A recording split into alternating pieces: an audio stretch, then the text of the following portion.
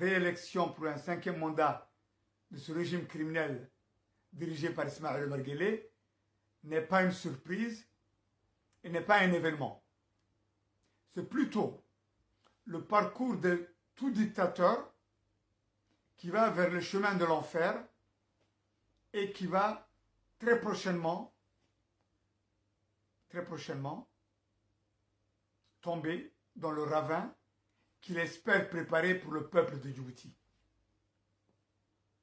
Le sujet d'aujourd'hui, il est très varié et il va toucher beaucoup de sujets très sensibles. Tout particulièrement, je vais expliquer et donner mes analyses et surtout comment je vois l'avenir de Djibouti, l'avenir de la région, notamment l'Éthiopie, la Somalie et l'Érythrée aussi. Et surtout, je vais démontrer A plus B tout ce qui entoure ce défi qui nous entoure. Et surtout, comment le régime d'Ismaël Omar Guelleh essaie de garder une certaine mainmise de dictature telle qu'on la connaît, mais dont nous le voyons que le système est en train de se disloquer et est en train de paniquer. Cette réélection n'est pas en fait une réussite de toutes les années qu'il a été au pouvoir, mais plutôt un échec total. Et ce qui est très intéressant aussi, c'est que le monde entier a vu que, effectivement, la dictature de Djibouti n'a rien à envier la dictature de la Corée du Nord. La réalité, elle est là. Et c'est ça qui est intéressant, c'est que le peuple de Djibouti, tout le monde, cela ne veut pas dire que le monde ne savait pas avant, mais disons qu'aujourd'hui c'est devenu tellement flagrant, tellement débile et stupide et criminel, qu'en fin de compte, moi je le vois comme un espoir. Moi je le vois comme un espoir. Et je pense que la France, qui est l'élément fondamental de cette ossature, de cette dictature en place, aujourd'hui, ne peut plus se targuer d'être un pays de droits de l'homme, un pays qui aspire à ce que le peuple puisse vivre en paix. Non. La France est vraiment, aujourd'hui, bon, c'est vrai que la France, elle en a tellement de dictatures autour d'elle que un de plus ou un de moins, non. Mais aujourd'hui, ce qui est le plus flagrant et le plus vraiment dérangeant pour la France, c'est Ismaël Omar Guelleh et sa dictature, qui est venue pratiquement en face du monde entier. Et donc tout le monde, aujourd'hui même ceux qui ne le savaient pas, le savent aujourd'hui. Et c'est ça qui est intéressant. Et c'est ça où effectivement, je dis, il y a un espoir. Et l'espoir est bien réel à ce que ce régime puisse aller dans le ravin de lui-même. Nous, en tant qu'activistes ou en tant que peuple de Djibouti, on sera juste là pour essayer de le pousser un peu plus vers le ravin, tout en essayant à ce qu'il ne nous entraîne pas avec lui. Mais par contre, il y a une nouvelle lumière qui s'allume. C'est comme ça que je le vois. Je vais donner beaucoup d'informations sur la stratégie qui entoure Ismaël Omar Guelleh et comment il veut continuer à rester aussi fort qu'avant. Et surtout, quelle est la préparation qu'il met en place avec ses alliés mercenaires ou autres pour continuer cette dictature familiale. Comme a dit tout à l'heure le spécialiste de la Corne de l'Afrique, Gérald Prunier, Djibouti, c'est une SARL familiale, en fait compte. Et oui, c'est un Français qui le dit, sur la chaîne de télévision française, TV5, Djibouti est une SARL. Quelle est la plus grande insulte pour le peuple de Djibouti? Et surtout quand il dit, Ismaël Omar Guelleh est un homme super intelligent. C'est vrai qu'il n'est pas démocrate, c'est vrai qu'il est un petit peu dérangeant, mais il est super intelligent. Okay? Ce sont les phrases que j'ai vraiment notées et que je vais vous faire écouter. Et il y a aussi un autre terme qui m'a fait plaisir aussi d'écouter ça, c'est que Djibouti n'est pas une forme de démocratie acceptable. Mais, comme il a dit Gérald Brunel, il vaut mieux avoir un diable qu'on connaît qu'un saint qui va venir prendre la place. Voilà, en fin de compte. Et certaines choses aussi dont je ne me rappelle pas, mais je vais vous faire écouter, qui est très intéressant. Alors, il faut savoir pourquoi aussi les Somaliens commencent à faire tout un cinéma et une telle agressivité à l'encontre du peuple afar. Quand on parle du peuple afar de l'Éthiopie, cela va de soi que c'est en corrélation avec le peuple afar de l'Érythrée ou le peuple afar de Djibouti.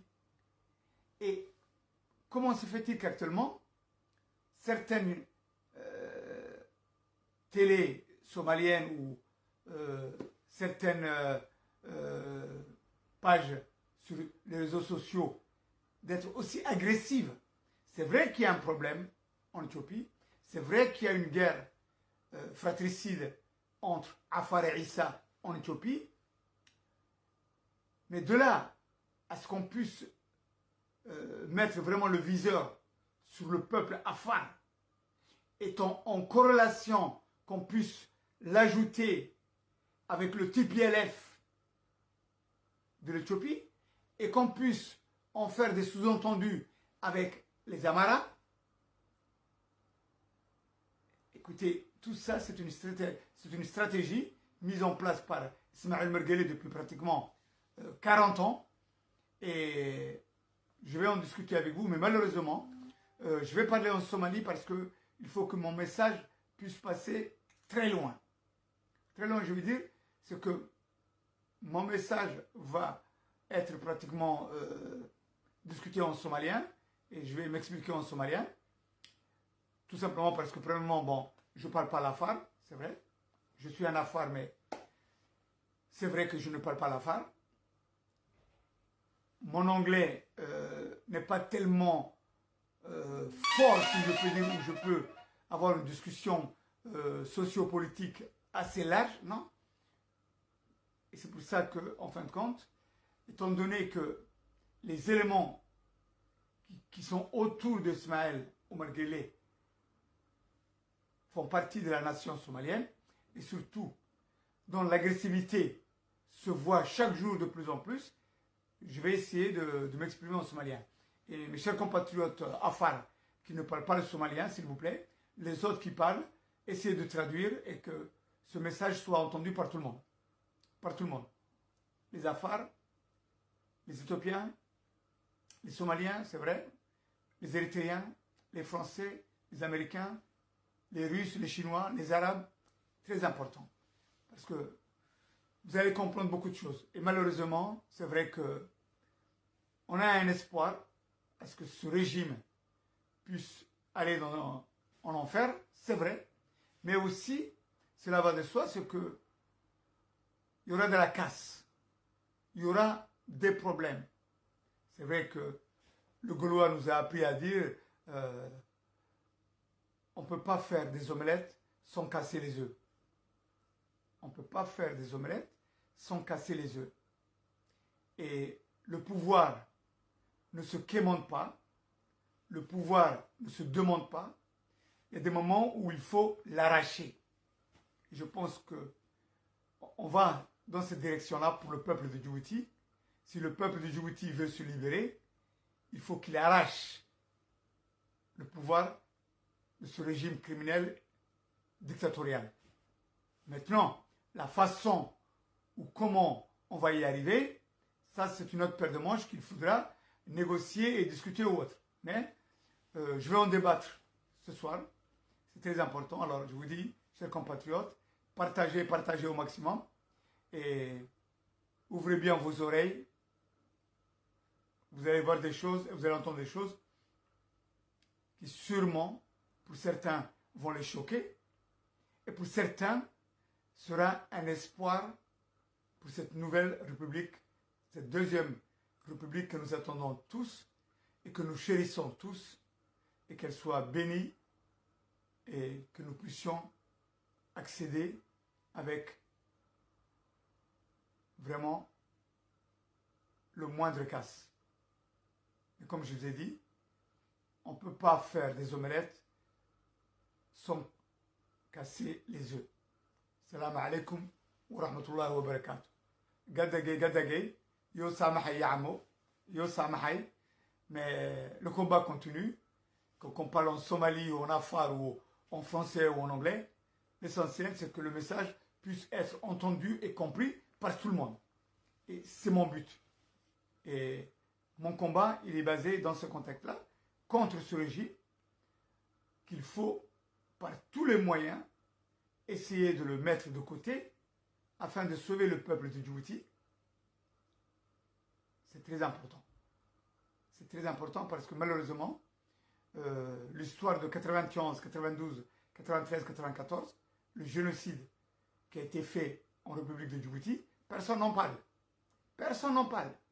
Ni les Français, ni les Américains, ni les Arabes, ni les Éthiopiens, ni les Somaliens, personne. On en parle uniquement city. Mais je peux vous dire une chose.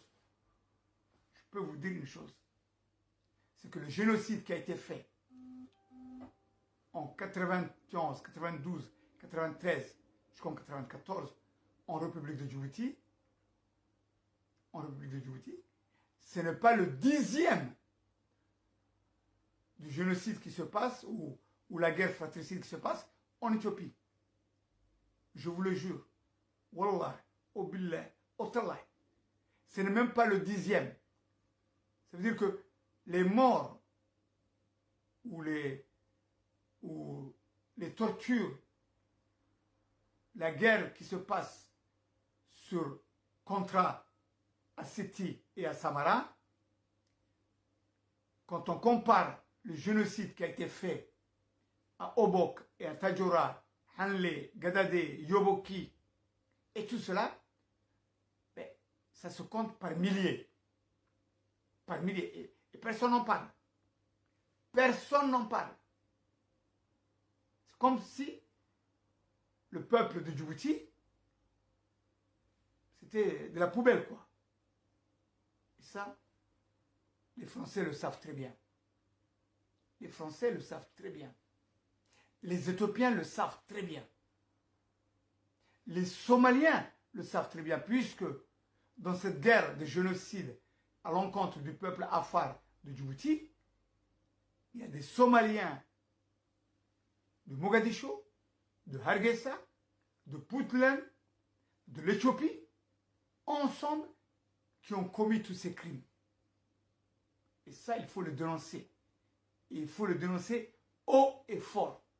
Cela ne veut pas dire que le génocide ou les crimes qui se font au niveau de Seti ou de Samara, il faut les pardonner. Non, il faut les dénoncer partout. Mais il faut les dénoncer à égalité. Dire la vérité telle qu'elle est. Même si elle fait mal. Mais à cacher le génocide Afar ou Issa en République de Djibouti et essayer de faire tout un cheminement au niveau de Seti et au niveau de Samara, non, je ne suis pas d'accord. Je ne suis pas d'accord. Et ça, écoutez-moi bien, vous allez voir, et je vais en parler en long et en large, et surtout, je vais expliquer exactement comment je vois les choses et comment la situation va empirer de jour en jour. Maintenant, si le peuple de Djibouti veut s'unir et veut trouver la bonne voie pour qu'on puisse arrêter ce génocide en programmation et surtout ce chaos prévisible que je vois, que tout le monde le voit, y compris la France et les autres puissances qui sont à Djibouti. Mais ma question est celle-ci. À qui profite le crime?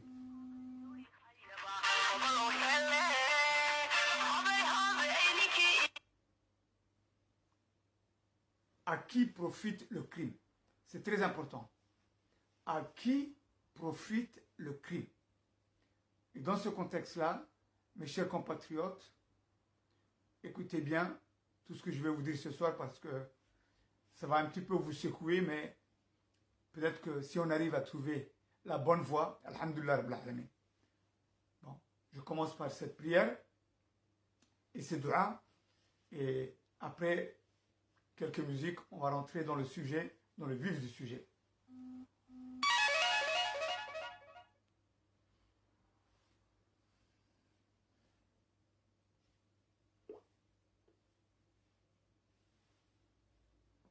سبحانه وتعالى بلا يلك يا بصنباس يا بابا يا بخلق يا بنت يا بركعة يا بني آدم الله يلك نبتش آمين. تفنتوك كثيرا يدا تبالة تلحمانتا يا توبة لأنت الله يلك نبتش كفرك يا كذيك يا كذب لأنت يا كبيرك يا كرامة درد الله يلك نبتش جهلك شارنا عيبك تاسوسيدا إسودر جيدينتا كلا وجدبك يا جهنم الله يلك نبتش حقدك إيا حسدك إيا حناناسها إيا حنتا إيا حقرات إيا حمانتا الله ينقصوش قرنك إيا قشابيرك إيا قشك إيا قحرك إيا قيمة درد إيا قاتك إيا قبيالتك إيا قحوتك الله ينقصوش سرعة إيا سحريرك إيا سيمها إيا سودانية إيا سمحريرة الله ينقصوش نحن نارورة هذا النقصانتا نسيب حمانتا إيا النحوش نمد إيا النميميها إيا الناس الله ينقل نبكش فقرك فواحشك فوالحمد إيا فسقك إيا فساك الله ينقل نبكش إلهي هاي نقل نبكش عضوفة عرادها عواقب حمد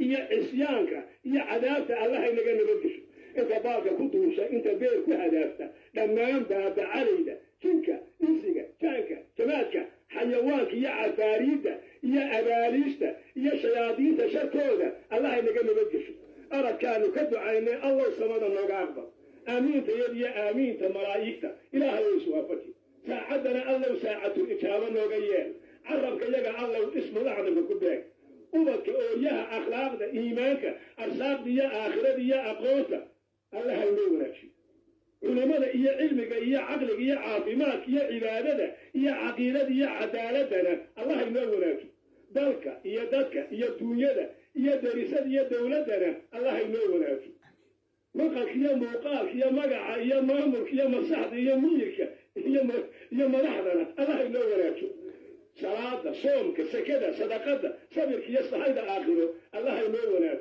خلقك يا خلافك الله ينقصاره قصائنتيس الله ينوفره خيراتك الله ينوبديو خاتمنا الله ينوغنك انت ببتاع الله ينو شافيه انت بقبتنا الله هو تام يالو انت دمتاع الله هو نحريستو انت نولا الله هو قدوا نحريستو انت هنوسن الله هو سياديو انت هليسن الله سوا هنونيو مقنية شوقنا الله ينو نبدليو مرادنا الله ينو وناتيو مخلوق الله ينو سخره ميزانك حسناتك الله ينو وفي آمين آمين آمين إلهي أنا أكبر إلهي أنا أكبر إلهي أنا أكبر آمين.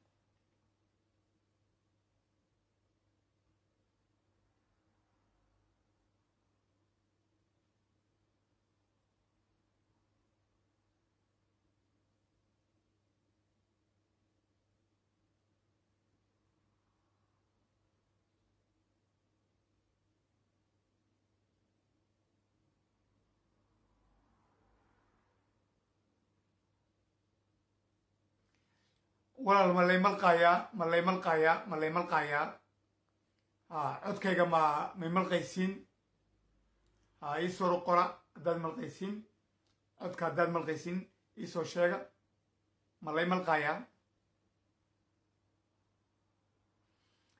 شو ديلوكا ما ملقيسا إنابتي شو ديلوكا ما ملقيسا إنابتي عد كيغا ملا ملقايا سيفي عن ملو ملقايا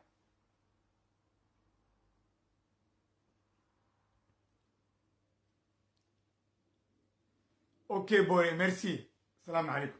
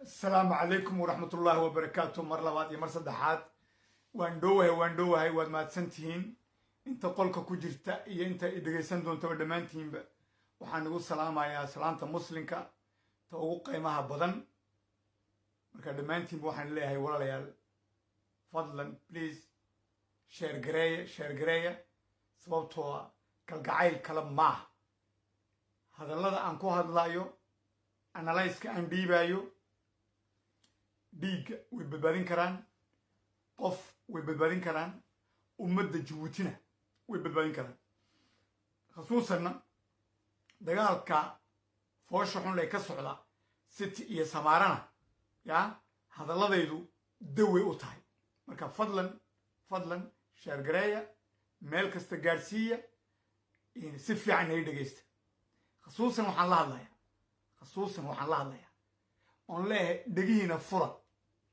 abtiyaal dhagihiina fura ciise weynow dhagihiina si fiican u fura 100 jeer 1000 jeer baan nila hadlay oo nii sheegay oo niigu celinaya oo caawina niigu celinaya oo nileeyahay taliska Jabuuti waa taliska madaragtay ciise weyn iyo cafar weyn ba madaragtay ku wada inuu godgaliyo laakiin ragga ugu horeeya ee maaragtay uu godka gelinayo ismaaciil cumar geelle ismaaciil barambaro waxa weeyaan waa ciise ciise god baa lagu wadaa midna waa nii sheegaya ciise oo dhegaysta abti waxaan idhi tusayaa oon madaragtay aan dhegihiina haddana aad ku arkaysin ininkoo isdhegatiraya ininkoo iska dhigaya dadaan waxba garanayn dad madaragtay iska dhegala oo eegaya on madaragtay xaggaas canfar eegaya oo soomaali ragga inuu cumar geelle u shaqaynaya nagu baabi'inayana maaragtay iska dhegaysanaysiin bal dhegaysta ilahay baa nagu dhaariyey bal dhegaysta si fiican u dhegaysta ya si fiican u dhegaysta waa wax cajiiba wax cajiib waxay cajiib ku tahay ya ciise ma arkaayo kantarta ku taallee wuxuu arkaya kantarta kaa kale ku taalla marka ciise godka lagu wado oo rag soomaaliya uu ismaaciil cumar geelle ku shaqaysanayo uu ku wado ma arkayaan canfar bay arkayaan canfar baa farta loogu fiiqay marka balina dhegaysta marka intaanan gudagelin inaad soomaali baad tihiin abti soomaali baad sheeganaysiin soomaali baa maaragtay nahor boodaysa ood leedihiin nahor kaca cadowga canfareed naga celiya okay laakiin bal ila dhegaysta madaxweynayaasha soomaaliyeed farmaajo xasan sheekh iyo sheekh shariif madaxweynayaasha ummadda soomaaliyeed bahambalyadooda iyo kalgacaylka u qabaan ismaaciil cumar geelle ilaahay baa nagu dhaariyay bal dhegaysta waa wax la yaab leh waa wax la yaab leh marka ila dhegaysta waa yaab war maanaha waalan buu yidhi mise calan baa laga heesayaa waa farmaajo waa madaxweynaha maanta soomaaliya waa farmaajo ninku ismaaciil cumar geelle ninka uu ka doorbiday inay kenya ay soomaali maaragtay baddeeda iyo dhulkeeda ka qaadato ya uuna cadow ku yahay uu farmaajona og yahay uu garanayo inuu ismaaciil cumar geelle soomaali cadow ku yahay ilaahay baa nagu dhaariya ba dhegaysta waa ninka doonaya inuu isaguna isi soo sharaxo bal ilahay baa nagu dhaariya marka waa farmaajo waa xasan sheekh waa madarata sheekh shariif waa saddex iskula mida saddexdun waa iskula mid oo doonaya maaragtay oo ummadda soomaaliyeed halaagay oo baabi'iyey oona ku jira oona haddana doonaya inay sii wataan bal farmaajo maanta baaqa uu u diray uu ku hambalyeynaya ismaaciil cumar geelle ila dhegaysta waa farmaajo maxamed farmaajo waxaan hambalye u dirayaa madaxweynaha dalka aan walaalaha nahay ee jabuuti mudane ismaaciil cumar geelle oo dib loo doortay waa guul xoojinaysa horumarka iyo xasiloonida gobolka waxaan ku kalsoonahay in aad dardar gelin doonto horumarka iyo wax wadda qabsiga iyo wada qabsiga dalalka gobolka waa farmaajaa ku leh ya in dib laguu doortay adoo 22 sanoo joogay 44 sanood xukunka Jabuuti gacanta ku hayay ya in dib laguu doorto aad baan maaragtay ummadda reer Jabuuti aan ugu hambalyeynaya ya wuxuu weliba ku leeyahay horumarka iyo xasoolida gobolka yaad ismaaciil cumar geelle ka shaqaynaysaa waxaan ku kalsoonahay weliba waa madaxweynaha soomaaliya in aad dardar gelin doonto horumarka iyo wax wada qabsiga dalalka gobolka waa madaxweynaha soomaaliya ummadda Jabuutina way dhegaysanaysaa way arkaysaa waa madaxweynaha soomaaliya waxaa qoraaladaas soo qoray oo ismaaciil cumar geelle kale mais quelle hypocrisie waar qurunimadaas iyo gudaafadnimadaas ummadda reer Jabuuti ee ciise weyn ee af soomaaliga ku hadasha iska daaya canfarta af soomaaligan garanayn laakiin ummadda ciise ee ninkan ay sheeganayaan ay leeyihin waa soomaali waa walaalkayaga ee kule inuu cumar geelow noolow oo libaax baati boqor baati waad fiican tahay ku soo noqo macnaatu de isaguna waa la mid laakiin problemku wuxuu ka taagan yahay war raggii ciise ee abtaaladayha ee waxanoo kala arkaya ee garanaya ee haddana soomaalinimo sheeganaya say wax ka yihiin farmaajo halkaa baan kaga baxay waa kii labaad ee madaxweynaha ahaan jiray uu farmaajo ka qaaday waa xasan sheekh ila dhegaysta qoraalku u diray ismaaciil umar gele maanta waxaan u hambalyeenayaa walaalkay madaxweynaha ismaaciil cumar geelle oo shacabkiisu mar kale u doorteen hoggaaminta ilaahay baa nagu dhaariya ballanka xasan sheekh baa ku leh waxaan ismaaciil cumar geelle ugu hambalyeenayaa oon ummadda shacabka iyo reer jabuuti aan ugu hambalyeenayaa inay mar kale oo shanaad ay doorteen mise tan kurayaadna wuu sii wada hadalkiisi ismaaciil cumar geelle oo shacabkiisu mar kale u doorteen hoggaaminta jabuuti waxaan u rajaynayaa waa xasan sheekh baa leh waxaan u rajaynayaa in uu ku guulaysto mas-uuliyadda culus ee loo idmaday inuu ku guulaysto mas-uuliyadda culus ee loo idmaday waa xasan sheekh ummadda jabuutina way arkayaan gumaadka lagu wado tuugnimada lagu wado fusuqa lagu wado baaba'a lagu wado 44 sanadood kuwaabaa doonaya oo hoggaaminaya soomaaliya oo doonaya oo ka shaqaynaya horumarka ummadda soomaaliyeed waar ciisow bal aan ku soconno madaxweynihii saddexaad ee kale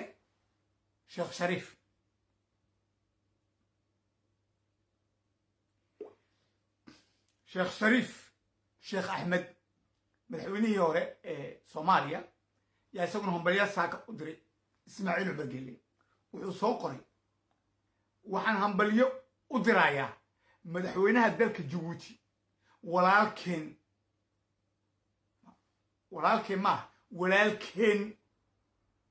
ismaaciil cumar geelle oo markii shanaad maba xishoonayaanba oo markii sheekh shariif iyo xasan sheekh waxay la dagaaltamayaan farmaajo inuu mar labaad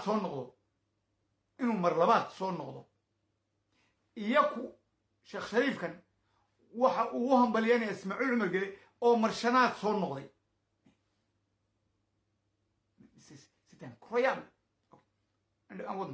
markii shanaad loo doortay inuu sii hoggaamiyo dalka aan walaalaha nahay ee jabuuti markii shanaad loo doortay in dalka aan walaalaha nahay inuu hoggaamiyo ee jabuuti waxaan leeyahay allah kula garab galo maxnaata waxa weyaan isagu hadalkiisa kuma joogayo ee haddana ilaahay buu u baryayaa uu u noqonayaa maaragtay lawyer avocat yuu u noqonayaa oo ilaahay buu u baryayaa ya inuu allah kula garab galo xilka culus ee shacabka jabuuti ay ku doorteen waxaan u rajaynayaa guud ahaan jabuuti horumar iyo barwaaqo ilaahay baa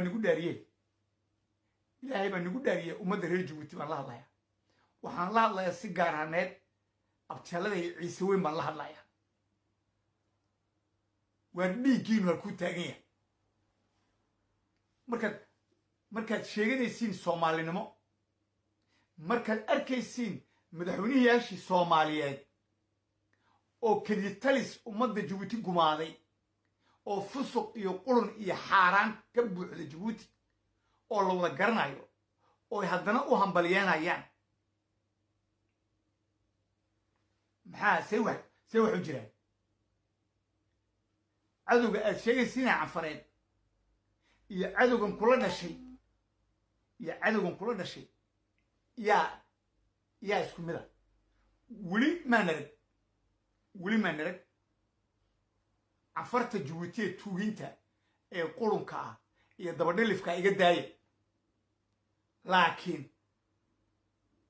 canfar bannaanka joogta oo dowladaha garabkeena joogta oo sidaa ugu hambalyeynaysa ismaaciil cumar geelle xaaraan bay ka tahay wasiiriyo iyo mid kaloo de kule soo dhawow iyo walaalkeygiyo salaamu calaykum la garay laakiin hambalyo ay hambalyeynayaan ismaaciil cumar geelle xaaraan bay ka tahay laakiin kii kula dhashay ee soomaaliyeed ee walaalka aha iyo halkaa ay maraysaa halkaas ay maraysaa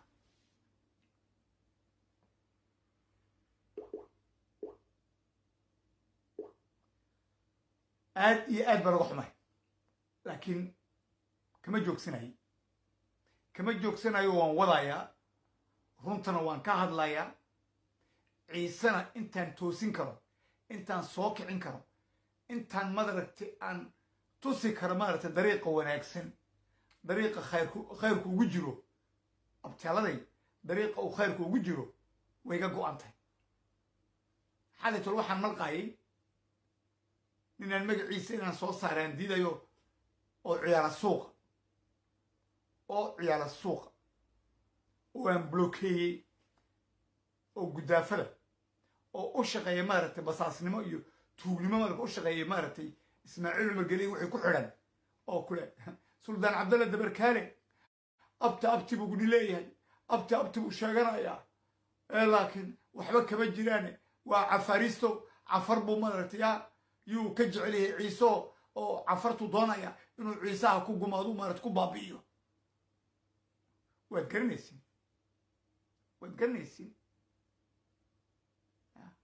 garanaysiin waa nin aanan ka bixin oo had iyo jeerba guud taagan inuu saa u walaaqo uu saa ummadda iskugu diro oo uu weliba janaalada maaragtay cafarta lagu caayayo ee lagu bahdilayo lagu baabi'inayo iyo ragga uu adeegsanayo oo ku dirayo leeyahy maaragtay caaya saa dhaha oo kaas ee kule reer jabuuti baane dee beritooda xaggee buu galay xagguu tagi beritooda markuu inu cumar geelle markuu baaba'o uu meesha ka baxo ragga waxaasoo dhan samaynaya xaggee tagayaan beritooda haddaad wax samaynaysa waxbaa lala hadhaa moogta waxbaa lala hadhaa oo waxaa lagu leeyay maaragtay cadowgaaga la dagaaltan iska celi laakiin wax la hadh oo si maaragta beritoole aad maaragtay aad wanaag iyo walaalnimo la abuuri karo laakiin haddaad waxba la hadhin oo cadowgaaga maaragtay aad waxba oo la hadhin isaguna waxba kulama hadhayo hadduu kaa guulaysta cadowgaagu waxba kulama hadhayo marka raggaasoo kale iyo qurunkaasoo kale waa ragga ummadda isku baabiinaya isku gumaadaya waanad og tihiin waanad garanaysiin dib u baara oo facebooka gala waad arki doontiine ninka saa u hadlaya waa nin yaroo dhallinyara laakiin akbar ciyaala suuq gaboobeya dhallinyar markaan leedeed 40 madaxuu kula jiraa hadduuna dhaafinba laakiin waa akbar maaragtay ciyaala suuq oo gudaafada wax kale kama shaqeeyo aniga 5 jeer 6 jeer yuu soo wacay intuu life ka gelin oo doonayo maaragtay inuu wax iga duubiyo ma wuxuu samaynayo hadduu iga doonayo shineerina fuut anigu wax ma qariye waxaagoo dhan waa bannaanka waxaan qariya ma jirto laakiin se maaragtay markii dambe habeennimadii la ii sheego laga yidhi waa ninkaa qurunka ee gudaafadda haddana weliba yaa abti kugu toosan yaa madaragtay adiga ku hadalhaya oo magacaaga doonaya inuu ciise kugu diro dhinac baan ka baxay marka waxaan doonayaa aan dhegaysiyo intaan arrimaha aan gudagelin 3 shay baan maaragtay aan doonayaa inaad ila dhegaysatiin kow inuu cumar geelle khudbadiisii uu haddeer tole uu ku hadlayay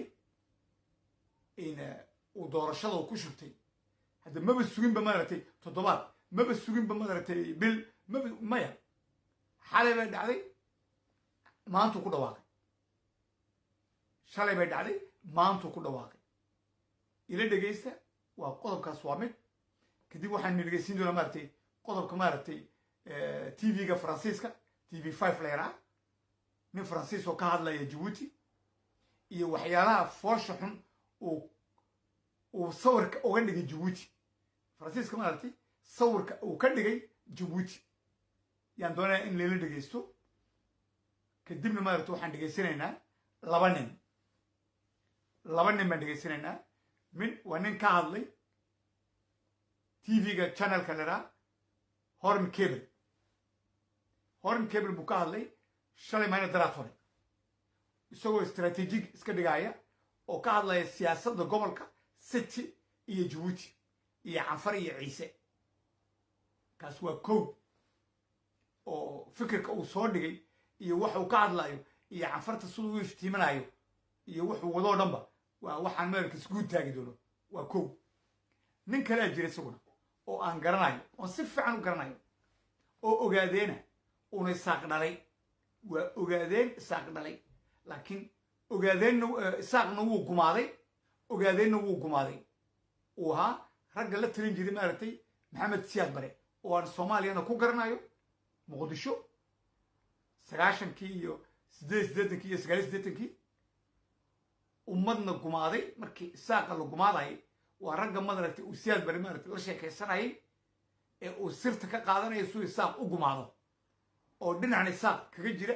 oo abti kale de waa abti maaragtay suldaan dabarkaale lamida maaha laakiin kan waa abti khaatila kaabaa isaguna cafar ka hadlaya kaabaa maaragtay weliba ismaaciil cumar gelina u basaasa oon anigu la joogay dubay 10 sanadood baan wala joognay dubay ya intii dubay maaragtay laga saarayo u baxsanayo maaragtay halkaa iyo jigjiga oo markuu dubay joogayna cabdi ilay ay isku xidhnaayeen oo uu basaasayay jabhadda maaragtay ogaadeen national liberation front uu guddoomiyuhu ka ahaa maaragtay admiraal cusmaan wuu basaasi jiray admiraalku telefoon u dirayay wuu la sheekaysanayay kadibna cabdi ilay buu marka u dirayay taa ka soo dhaaf weliba markaas qayb uu dhinaca kaga jiraa ilaahay hoo naxariistee dilkii doolaal ninkii lagu dilay maaragtay etoobiya deegaanka ogaadeniya ee mujaahidka aha qayb libaax buu ka qaatuu ku jiray waa khaatim hadday hargeysa tahay hadduu iibin karo wuu iibiyaa laakiin yaa ku shaqaysta waxaa ku shaqaysta khadra iyo ismaaciil cumar geele baasboor diblomatigana wuu haystaa oo dubay baa loogu sameeyey kii jabuuti iyo kii diblomatigaba jabuuti dubay markuu joogayna wuxuu u basaasayay jaaliyadda maaragtay soomaaliyeed ee dubay iyo abudubay ku nool yuu u basaasayay maaragtay safaaradda jabuuti ee ku taalla marka abudubay oo cusmaan bay toddobaadkii mar iyo 2 jeer maaragtay ay wala qadaynayeen oo u tagayeen kaabaa markaa doonaya maanta oo la taliyo waa cajar oo kaabaa doonaya inuu canfar iyo ciise iska hor keeno isagoo shaarka qaadanaya soomaali baan ahay oo soomaali baan u doodaya soomaali baan waa soomaali waa farmaajo imaka maaragta kale ismaaciil cumar gelow nolow boqor baatay waa sheekh shariif oo kule ismaaciil cumar gelow boqor baatay waa xasan sheekh oo kule ismaaciil cumar gelow boqor baatay oo u hambalyeenaya marshanaadkii kaana waan soo saarayaa wuxuu ku hadlayay uu canfar iyo ciise madaxa isku gelinayay iyo arrimaha jabuuti maantana halkuu joogaa jigjiguu joogaa maantana halkuu joogaa jigjiguu joogaa waa ragga dabka shidaya ee ka shaqeeya ciise iyo canfar dilkooga iyo baaba-ooga ee inay gubtaan doonaya waa ragga doonaya jabuuti inay basto waana ismaaciil cumar geele ragga ku xidhan isagana waad la dhegaysanaysa markaa dhegaysi wacan marka hore waxaan galaynaa ismaaciil cumar geele oo ku faanaya doorashadii maanta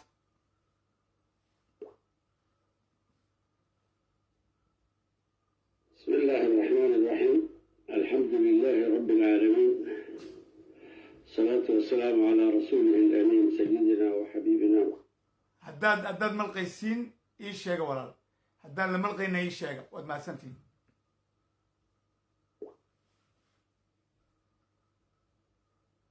بسم الله الرحمن الرحيم الحمد لله رب العالمين.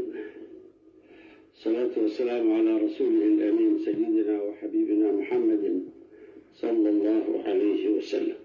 Mes très chers compatriotes, les résultats provisoires de l'élection présidentielle sont désormais connus. Le peuple djiboutien, souverain, a choisi de me renouveler sa confiance en votant majoritairement pour la continuité de mon action à la plus haute fonction de l'État. À ce moment, inscrit dans les plus belles pages de notre histoire commune, je voudrais rendre grâce au Très-Haut pour cette belle victoire et adresser les plus chaleureux remerciements à ces milliers de Djiboutiennes et de Djiboutiens qui ont exercé leur devoir civique dans la sérénité absolue. Une fois encore, ceci ne peut que témoigner de la belle démocratie en œuvre dans notre pays grâce à la maturité des Djiboutiens et des Djiboutiennes attachés aux valeurs de notre République. Partout où m'a conduit cette campagne, j'ai vu un formidable élan surgir. J'ai vu cette jeunesse en première ligne, enthousiaste, impliquée, déterminée. J'ai vu ces mères particulièrement mobilisées, concernées et confiantes. J'ai vu ces travailleurs volontaires engagés, dévoués à leur pays. Partout, j'ai vu un peuple lié par la même foi, la même espérance, les mêmes aspirations. Cher peuple, aujourd'hui, par votre volonté, en apportant vos suffrages, vous avez voulu réaliser le choix de la certitude. À vous toutes et tous, je m'engage à rendre votre choix, celui d'un avenir où la prospérité rime avec le travail, où le travail rime avec protection et où la protection rime avec équité et justice sociale. À vous toutes et tous, je tiens à dire que je servirai passionnément en votre nom cette belle nation djiboutienne. Votre confiance m'honore profondément et sans tarder, nous nous remettrons donc au travail avec la même ardeur et la même envie de voir réussir Djibouti. Vive notre République, vive Djibouti. Assalamu alaikum wa rahmatullah. وإسماعيل عمر قال له واحد هدلايا oo shalay buu doorashadii ku shubtay 98.5 boqolkiiba boqol waxa uga hadhoon hal dhibic iyo badh marka muuba suginba ma aragtay guddigii doorashada wax ku dhawaaqi lahayd muuna sugin isagii baa maanta ku dhawaaqay oo yiri doorashada ummadda reer Djibouti ay dooratay aad baan ugu faraxsanahay dhalinyarta ay hor kacday aad baan ugu faraxsanahay hooyada iyo aabaha iyo ooyaya iyo boronaya aad baan ugu faraxsanahay marka waxaan nii sheegayaa waa nii hambalyeynaya waa nii mahad celinaya waxaan niigu ballan qaadayaa inaan cadaalad iyo sinaan aan madarta keenayo waxaan niigu ballan qaadayaa inaan horumar keenayo waxa weeyaan ummadda reer Djibouti oo isku duuban baan hawsheeda galayaa waxaan nii sheegayaa 5 sano soo socotana inaad barwaaqo iyo bashbash aad ku noolaanaysiin dhammaantiin waxaan ilaahay aad iyo aad baan iigu mahad celinayaa marshanaadkaadi doorateen 22 sannadood waxaanan qaban iyo wixii aan ka tagay 5 sano soo socotaan qabanayaa waa ballan waan iigu mahad celinayaa dhammaantiin oo dhanba marka Djibouti ha noolaato aan hore u soconno waka markaan soo koobo ruwaayadiisi waa taa laakiin waxaa kaaga daran farmaajo oo u hambalyeenaya xasan sheekh oo u hambalyeenaya sheekh shariif oo u hambalyeenaya macnaato nin 44 sannadood ummadda Djibouti gumaadayay iyo ragga madaxda ee madaxweynayaasha Soomaaliya yaa u hambalyeenaya taas hadhow baan ka faalloon doonaa aan gudagalna markaas TV-ga Faransiiska oo arrintan ka hadlaya doorashada Ismaaciil Cumar Geele yaan isagana isku taagaya dhagaysi wacan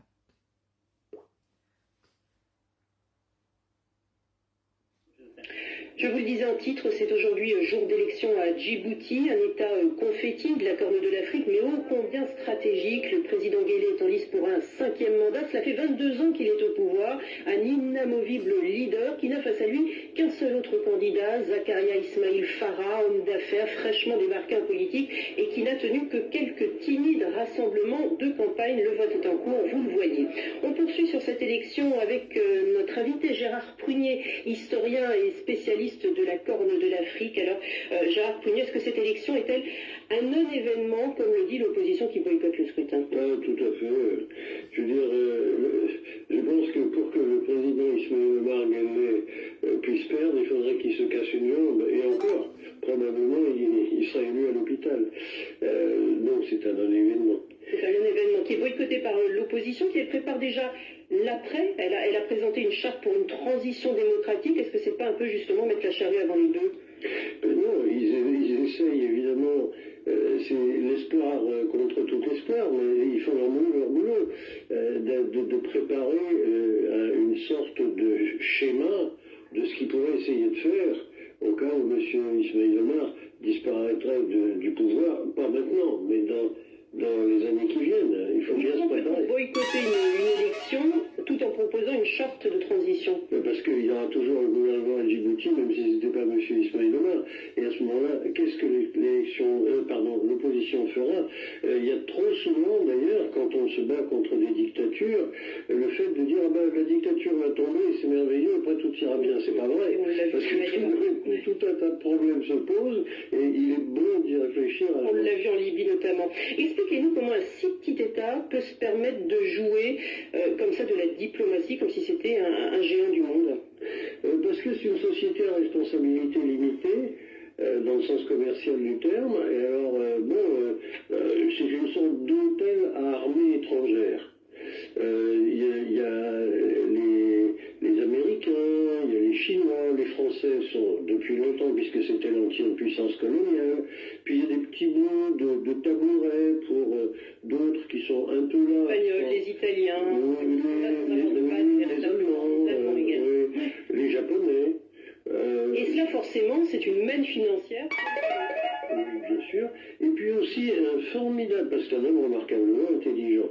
Je ne dirais pas qu'il est très démocrate et sympathique, mais il est remarquablement intelligent. Donc c'est une manière aussi de jouer une puissance contre une autre, de telle sorte que, comme vous l'avez dit, le confetti garde une certaine mesure d'autonomie. Mais on vient de voir les images, là, la rencontre avec Emmanuel Macron, c'était en février dernier. Est-ce que l'on sait aujourd'hui ce qui se négocie entre l'ancienne puissance coloniale et les autorités djiboutiennes?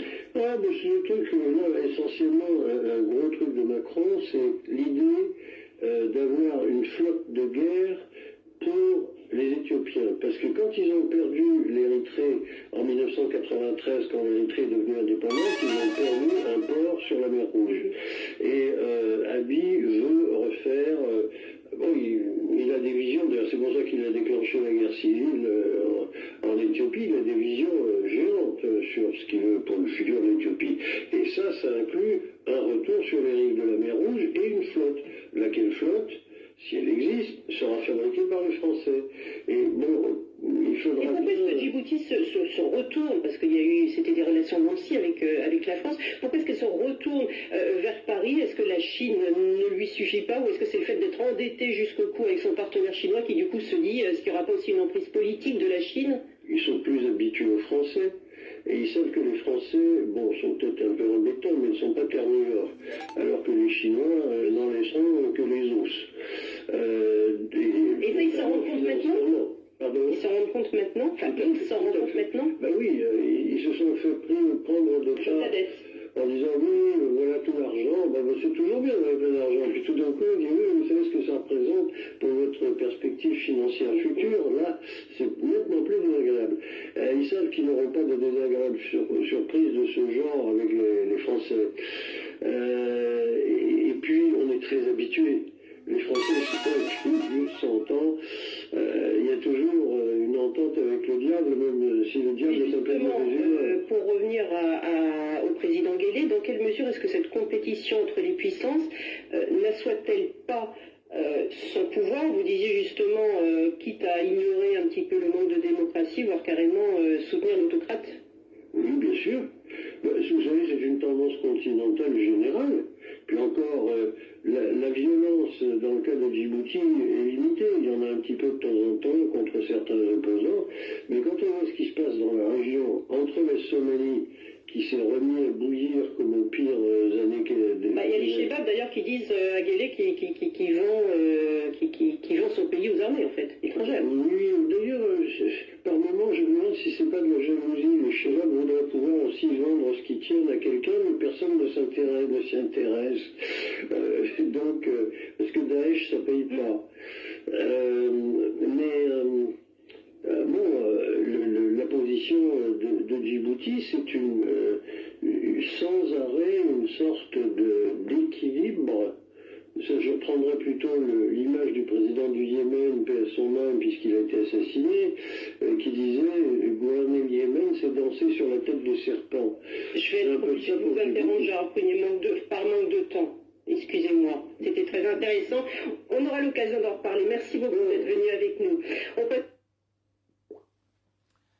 waa TV-ga Faransiiska ee ku magac dheer TV5 oo qaybtiisii maanta ka hadlayay doorashada Ismaaciil Cumar Geelle wuxuu u yeedhay nin madaragtay Ethiopia 25 sanadood ku noolaa oo ahaa nin madaragtay khibrada oo dee ku takhalusay Ethiopia iyo Eritrea iyo Djibouti iyo Soomaaliya magaciisa waxaa la yidhaha Gérard Prunier baa la yidhaha marka ninkaabaa waraysigu ay gabadha journalistku ay wareysanaysay bal ka waran Djibouti markaan hadalkii o dhan soo koobo horta ummadda Djibouti dhulkuu la dhacay wuu bahdilay siduu de Faransiisku maalin walba reer Djibouti ay u bahdilaan waxyaalaha muhiimka aan soo qaadan waxa weeyaan kow wuxuu yidhi Ismaaciil Cumar Geelle waa nin aad u maskax badan waa very intelligent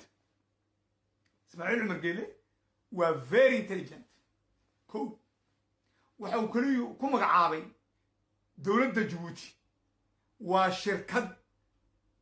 shirkad ee dowlad maaha waa Faransiiskii baa kule ninkii maaragtay TV-ga Faransiiska internationalka ka hadlaya ee ku takhalusay geeska Africa yaa kule Djibouti dowlad maahee waa shirkad loo dhan yahay waa shirkad markaas ya ku nool ciidamada dalka jooga waa shirkad ku nool ciidamada dalka jooga oo reer kaliyataa gacanta ku haysta haye waxau kaluu ku daray ya dhibta ka haysata Ismaaciil Cumar Geelle iyo China iyo Faransiiska Ismaaciil Cumar Geelle wuxuu ka jecel yahay Faransiiska oo nin madaragtay dhiigga bini'aadanka cuna maaha hilibka bini'aadanka cuna maaha waa nin madaragtay lala xaajoon karo reer Djibouti Ismaaciil Cumar Geelle in Faransiiska ayay garanayaanoo de 100 sanadood buu yuu gumaysanayay marka Faransiiska way iska jecel yihiin haye laakiin China wax ma reebo markuu wax cunaayo ilaa iyo lafaha reer Djibouti oo dhan wala cunaaya halkaa buu fikirkiisa ka soo qaaday Faransiisku kuma cunaayo oo dhiigga bini'aadanka iyo dhiigga qofkan maaragtay dadka reer Djibouti ma cunaayo oo waa dad uu jecel yahay way isgaranayaan laakiin China ilaa iyo lafta yuu huugi doonaa marka waxaa u dana Ismaaciil Cumar Geelle inuu maaragtay dhinaca Faransiiska uu u janjeero haye waxau kaloo ku daray in Abiy Ahmed ra-iisul wasaaraha Ethiopia waxa uu dagaalka u qaaday Ethiopia dagaalka ugu qaaday gobolkiisa ka mid ah ujeeddo dheer oo nin maskax dheer oo fikir dheer bay isla fahmeen Faransiiska oo Faransiiskuna markaas waxay iskula fahmeen in uu dikad oo ciidanka badda ah uu u sameeyo uu u maalgeliyo Ethiopia oo taasna Abiy iyo Faransiisku way ku heshiiyeen in ciidanka badda Ethiopia loo sameeyo oo dagaalka halkaas laga wadayo xagee la geenaya ciidanka badda de meel kale maaha dhaandhaaniintii reer Djibouti doqmihii reer Djibouti yaa loo keenaya waa ninka gaalkaas afkiisa ku hadlaya ina ummadda reer Djibouti waxba lama weydiinayo Ismaaciil Umar Geelaa wata oo shirkadan uu leeyahay ee Djibouti yuu iska wataa intaa baan kusoo koobaya ninkaas Faransiiska iyo TV-ga Faransiiska laakiin sawirka nooga soo baxay waa maxay